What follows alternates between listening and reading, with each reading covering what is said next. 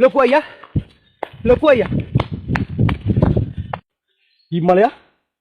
මොකද උනේ බං? මට මතක නෑ. හිම්මලයා. බාදත් ගංජා හරි කසිප්පු හරි ගහලා නේද ඉන්නේ? ගංජා කසිප්පු ගහන්න ඕනේද බං මිනිස්සුන්ට දී නැති වෙන්න? එහෙනම් උඹට මොකද්ද උනේ බං හිම්මලයා?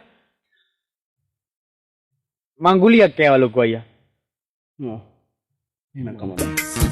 කුමාරියේ නුඹට සීතල අගුණයි වේල් පටින් මිදුණු දාට වෙයිනි අපලයි ප්‍රේමාතුර නුඹේ හිතට අගින්ග